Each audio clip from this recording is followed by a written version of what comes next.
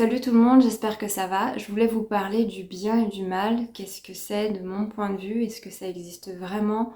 On entend beaucoup parler que le mal en fait sert le bien et en quoi exactement il sert le bien. Moi j'ai mis du temps avant de le comprendre.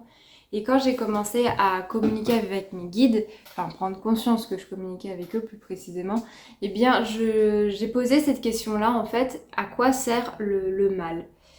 Et en quoi le mal peut être bien. Ils m'ont montré une maison extrêmement vieille avec des fondations toutes pourries. Mais vraiment la maison la plus pourrie et inhabitable possible. Et en fait, ils m'ont montré ensuite qu'on enlevait le toit de cette maison et que l'objectif était de faire un gratte-ciel, donc faire plein d'étages le plus possible et avec une structure beaucoup plus contemporaine et une structure vraiment qui tiendrait dans le temps. Enfin bon, c'est pas parce que c'est contemporain que ça tient dans le temps. Hein.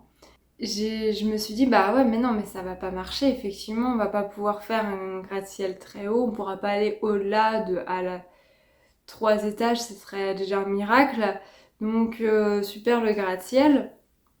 Je me suis dit effectivement là j'imagine tout de suite la maison elle va finir par s'écrouler et puis en fait toutes les autres étages ils auraient servi à rien donc je vois pas trop l'intérêt finalement parce que eux aussi s'écrouleront par la même occasion. Et ensuite ils m'ont montré qu'ils détruisaient la maison et que ça prenait exactement cet même espace de là où il y avait les fondations de la maison pour construire de nouvelles fondations qui seraient beaucoup plus solides et qui dureraient dans le temps, sur lesquelles on pourra mettre beaucoup plus de poids pour faire plein d'étages et faire un gratte-ciel. Ça m'a permis de me rendre compte que le fait de détruire la maison, qui peut être perçu comme mauvais parce que c'est une vieille maison, faut garder aussi des souvenirs du passé. En même temps, cette maison, elle était quand même jolie parce que j'imaginais avec des murs de pierre, etc., etc. Et bien malgré tout, en fait, ils m'ont montré que dans certains cas, c'est plus utilisable et qu'on a besoin de cet espace-là pour faire une remise à zéro, pour recommencer.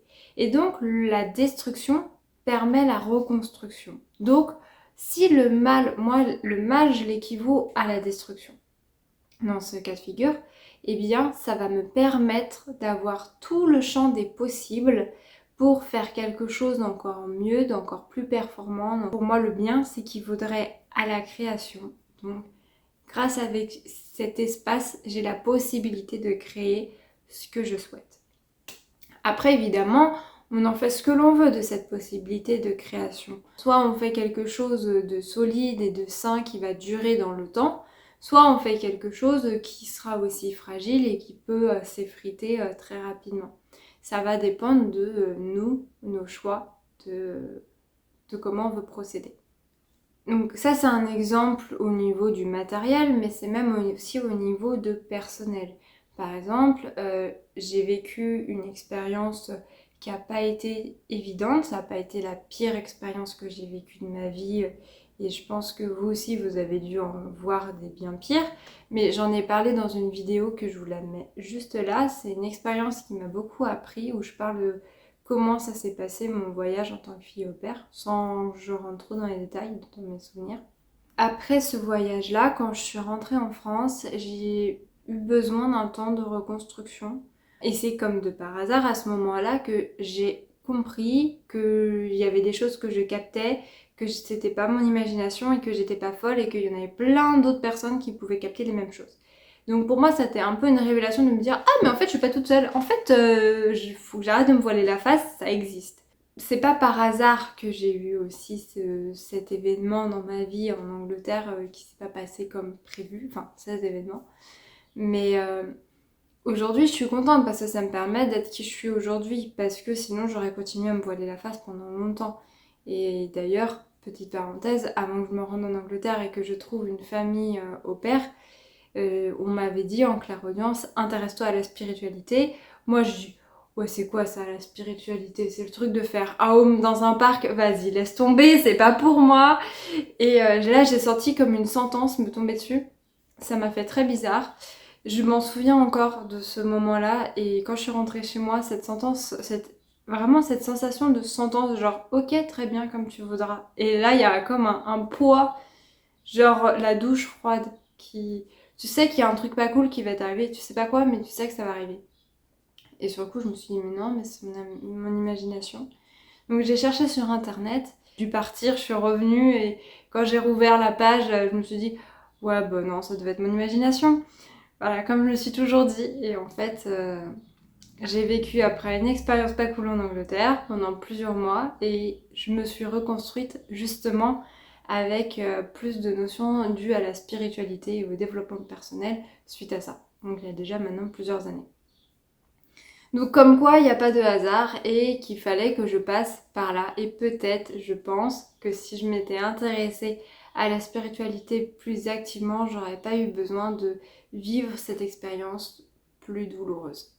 Là, je prends un exemple de quelque chose de pas spécialement grave. Il y a d'autres personnes qui vivent des choses extrêmement graves dans leur vie. Après, on ne sait jamais la raison et il y a toujours une raison, même plusieurs. Moi, à chaque fois que je parlais avec mes guides, je leur posais des questions et je disais alors est-ce que c'est ça, est-ce que c'est ça, parce qu'au début j'avais beaucoup mon mental qui s'en mêlait, donc j'entendais surtout oui, non ou entre autres, enfin oui mais pas que. Et donc quand je trouvais quelque chose, euh, il me disait quasiment jamais oui, il me disait surtout oui entre autres. Et ça me saoulait parce que j'ai fini par me dire mais en fait il y a toujours autre chose quoi, c'est pas possible. Ils m'ont dit mais oui, mais en fait il y a tout un champ de raisons. Il y en a qui vont être plus prédominantes que d'autres, enfin plus importantes que d'autres. Il y a des raisons que tu devras jamais connaître parce que voilà, ça fait pas partie des choses bonnes à savoir pour ton incarnation, là ou là maintenant tout de suite. Où il y a des choses qui de toute façon ça t'apportera rien de plus. Enfin, il y aura des raisons aussi qui pourront même euh, te tirer vers le bas plus qu'autre chose que si tu ne les savais pas. Donc voilà, chacun, faut pas oublier que même les choses les plus atroces qui soient sont là pour nous faire grandir, sont là pour plusieurs raisons que l'on n'est pas forcément censé savoir et faut pas chercher non plus tout savoir parce que dans tous les cas on n'aura pas toutes les raisons. Et ça sera aussi une perte de temps concrètement. Donc voilà, tout ça pour dire que même s'il nous arrive des choses atroces, c'est qu'il y a des raisons, qu'il ne faut pas les juger. Il faut juste chercher à comprendre qu'est-ce que nous on a à apprendre, qu'est-ce que l'on peut apporter à soi et à l'autre dû ces événements et comment nous on peut se reconstruire derrière plus sainement pour être plus heureux dans notre vie. Et je me souviendrai toujours un jour d'une conversation que j'ai eue avec quelqu'un qui est décédé, qui a violé des personnes. Et je me prenais la tête à ce moment-là pour un truc mais vraiment complètement futile. D'un truc que j'avais fait où je nommais une copine par un surnom que je n'avais même pas choisi, hein. C'était un surnom qu'elle-même avait choisi, il me semble, qui pour moi était amical et rien de méchant. Enfin, en fait, c'était son prénom en verlan, hein. Donc vraiment, ça faisait aucune connotation de je ne sais quoi. C'était au contraire très gentil. Et sauf que elle le trouvait pas forcément beau peut-être esthétiquement, donc elle a fini par dire bah moi finalement je suis pas laide, je sais que ton intention est bonne, mais je préfère que tu m'appelles par mon prénom et moins souvent par mon surnom. Je fais ok d'accord, il n'y a pas de souci, je respecte. Mais je me suis prise la tête parce que je me suis dit mais mon Dieu, ça veut dire que je l'ai blessée, enfin vraiment prise de tête inutile, hein. Vraiment, j'avais l'impression d'avoir fait quelque chose de mal, même si elle m'a rassurée tout de suite. Et là, il y avait ce défunt qui a violé des personnes avec qui je discutais à un moment donné. Et je savais qu'il avait fait du mal à des gens. Et je lui dis, mais toi, tu culpabilises pas d'avoir fait, d'avoir commis des viols, d'avoir fait ça en fait aux gens. Il m'a répondu sans jugement, vraiment sans jugement, sans de c'est bien, c'est mal, c'est... Je tiens à préciser que par contre cet être, ce défunt, il avait déjà fait un processus d'évolution suite à sa mort. Parce que quand on décède et que on est face au mal que l'on a fait, et on cherche aussi à un peu gagner en conscience avec certains paliers en aidant les autres. Et puis, donc déjà, il y a ça, et on gagne en fait aussi naturellement en conscience parce qu'on augmente aussi en vibration. Enfin, il y a beaucoup de choses qui se passent et j'avoue que je suis pas la plus calée parce que j'ai pas fait, j'ai pas assez posé de questions à des défunts, etc. Mais voilà, lui, je savais que il avait déjà fait ce processus d'évolution. Enfin, je le sentais énergétiquement qu'il était très élevé, vibratoirement parlant. Bref, malgré le mal qu'il a commis, mais on a tous fait du mal, que ça soit dans cette vie-là ou dans d'autres, et de façon intentionnelle comme Et je lui ai posé la question, mais toi, enfin, tu culpabilises pas d'avoir fait du mal, etc. à ces gens? Et il m'a répondu, bah non, enfin, non, il m'a même pas dit non. Il dit, bah ce sont des expériences. Et là, ça m'a remis à ma place, mais direct. Il m'a vraiment, il n'y avait aucun jugement, hein, que ça soit dans moi ma prise de tête, comme lui ce qu'il a fait. C'est vraiment, en fait, c'était un peu comme si c'est bon, j'ai épongé mes dettes. Ça faisait un peu ça, c'est dans où je suis en train de les éponger, mais genre c'est mon histoire. Et c'était vraiment voilà, ben, c'est des expériences dans le sens on en fait tous, même les plus affreuses. Et et c'est ce qui, moi, en fait, en gros, ça sous-entendait ça, moi, me permet de pas les recommettre par la suite, dans d'autres vies, par exemple. Alors, il me l'a pas dit comme ça, il me l'a juste dit, ce sont des expériences, mais j'ai tout de suite compris, c'était ça que ça voulait dire. Et moi, je me suis dit, mais vraiment, Laetitia, t'es en train de te prendre la tête pour une fille où tu la prénommais par son surnom au lieu de son prénom et tu t'inquiètes du mal que t'as pu lui faire, alors que lui, il a fait bien pire. Et toi, tu te prends la tête pour ça? Et en fait, ça m'a rappelé à quel point je me suis dit, mais en fait, je me prends vraiment la tête pour rien, il faut que j'arrête de culpabiliser. Parce que c'est ridicule. Moi aussi, j'ai fait du mal, je sais que dans d'autres vies, j'ai tué et tout. Enfin, j'ai eu des flashs. Je sais que j'ai maltraité. Mais en même temps, vous aussi. Et si vous dites non, moi j'ai du mal à vous croire, je suis désolée. Ça veut pas dire que parce que vous avez fait du mal que vous en referez à tout le temps ou que vous allez en refaire dans cette vie-là. Vous avez le temps d'évoluer, de changer en fait. Moi, c'est pas parce que j'ai tué que je me verrai aujourd'hui tuer. C'est pour moi ça paraît. Enfin, voilà. Je me vois pas aller tuer quelqu'un d'autre. Ça, bref, ça me paraît assez inconcevable. Ça m'a permis de réaliser à quel point les pires choses sont là pour nous apprendre des choses, et je pense aussi que même les pires choses que l'on peut vivre peuvent être là pour aider les autres. Par exemple, je prends un exemple débile, j'ai pas une personne en tête pour dire ça, et ça va dépendre du processus de chacun. Et ça va être un exemple extrême, vraiment extrême. Imaginons que il y a un enfant qui s'est fait violer étant petit. Alors, comme je disais, il n'y a jamais une seule raison, il y en a mille et une, et on ne les connaîtra jamais toutes. Donc, on va pas se concentrer sur les parents qui ont fait des choses affreuses et qui sont impardonnables par leur acte, pas par leur personne, hein. Il faut différencier aussi la personne et l'acte. Il y a des actes qui sont impardonnables, mais on peut chercher à comprendre la personne. Pas forcément l'acte, hein, la personne. Désolée, j'ai été interrompue par le congélateur qui a fait du bruit. Mais tout ça pour dire que oui, on peut chercher à comprendre les personnes, mais ça veut pas dire qu'on doit accepter et pardonner, excuser leurs actes, mais juste chercher à comprendre la personne. C'est important de différencier la personne et les actes. On reprend l'exemple de l'enfant, on se concentre pas sur les raisons des parents, ni des vies antérieures, il n'est pas question de ça. Peut-être qu'une des raisons de cet enfant dans cette incarnation d'avoir commis des viols par exemple par ses parents, je prends l'exemple des parents parce que c'est comme ça que j'imaginais le truc, c'est d'autant plus sordide, eh bien peut-être qu'après il va réussir à se reconstruire, ça veut pas dire qu'il va péter la forme tous les jours et que ça va plus jamais rien lui faire, je dis pas ça. Mais peut-être qu'en fait, il va avoir tellement cheminé intérieurement qu'il sera beaucoup plus à même d'aider et d'accompagner des enfants qui se retrouveront dans la même situation que lui. Il pourra beaucoup plus trouver les mots pour les aider, pour leur redonner espoir que n'importe quel adulte qui n'aura pas vécu ça.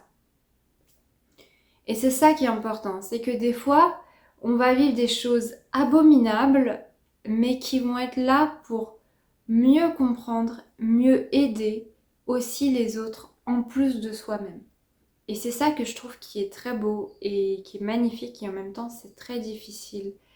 Et on ne sait jamais aussi les raisons, voilà, comme je vous disais dans les autres vies. C'est possible que pendant des vies et des vies, cette âme-là a violé ses propres enfants ou a maltraité ses parents. Là, je prends un exemple comme ça, mais ça ne veut pas dire que c'est le cas tout le temps. Et après, moi aussi, ça me plaît à l'idée de me dire que la vie, c'est un peu comme un jeu vidéo et qu'on vient choisir de vivre pleinement, en pleine immersion dans le jeu. Et j'imagine, je me suis dit, ok, d'accord, alors imaginons que la vie c'est un jeu vidéo et que je pouvais choisir n'importe quoi, n'importe quelle époque, n'importe quel type de personnalité. Qu'est-ce que je choisirais? Je dis, ah bah peut-être que je choisirais quand même la facilité pendant longtemps. J'imagine que c'est plus facile dans un milieu où c'est par exemple plus aisé. Voilà, une époque comme ça. Voilà, je vais faire exprès de choisir des trucs simples comme ça. Puis au bout d'un moment donné, je vais me dire, mais ouais, mais en fait, il y a un côté où je m'ennuie un peu. Peut-être que je pourrais me complexifier un peu la vie. Oh, ça serait trop bien, c'est de partir de rien. Par quoi je pourrais partir de rien? Et tiens, si j'essayais de vivre en tant que domestique, tiens, par exemple, ou d'esclave, ou de ci, de ça, pour voir aussi moi ce que j'ai pu faire subir en tant que dans certaines vies, dans certaines parties du jeu en fait. Voilà, moi ça me plaît de me dire que si aujourd'hui je devrais revoir une vie, ben honnêtement, je suis pas fermée à l'idée, et pourtant je suis sur Terre, hein, je suis pas au-dessus dans le sens désincarné et où on doit faire un choix, on se dit vas-y, ça a l'air facile quand on est sur Terre et tout, puis en fait quand on est vraiment sur Terre on se dit pourquoi j'ai fait ces choix. Et bien voilà, aujourd'hui en étant sur Terre et en ne mourant pas de faim, je me dis que ça serait intéressant un jour que je vienne me réincarner, par exemple en Afrique, et être un enfant qui meurt de faim. Alors je sais pas si je mourrais de faim littéralement, mais d'expérimenter vraiment le manque, même au niveau alimentaire et d'eau, etc. Et de voir aussi le relationnel humain qu'il peut y avoir dans ce cas de figure-là. Et vivre dans un pays qui est très différent de ce que je connais aujourd'hui. Ça peut paraître extrême, mais c'est intéressant d'expérimenter aussi l'opposé de ce que l'on a déjà expérimenté. Parce que ça nous permet de redécouvrir un peu la partie, on va dire ça comme ça, de redécouvrir des nouvelles choses et pas de s'habituer à un même type de jeu, on va dire ça comme ça, ou un même type de partie. C'est comme par exemple quand vous jouez, je sais pas, à Mario Bros. euh, Quand vous avez fait plein de fois le même type de monde, genre, je sais pas, on va dire l'île paradisiaque ou j'en sais rien, moi j'ai oublié les îles, les milieux. Ben, quand vous aurez tout le temps fait des trucs en lien avec la chaleur, ça va vous saouler à un moment donné, vous allez dire vas-y, j'ai envie d'expérimenter le froid, j'ai envie de faire une partie dans un où c'est beaucoup plus hivernal. Parce que là, ça va me faire trop du bien et tout, j'ai trop envie, je trouve que c'est trop beau les décors et tout. Et puis il y a d'autres types de méchants, donc c'est intéressant. Ben là, c'est un peu pareil. C'est en fait vouloir expérimenter différentes choses, des choses aussi plus, des fois plus dures. Parce que quand on reste toujours dans les niveaux faciles, en fait, on s'améliore pas. Ça reste trop facile.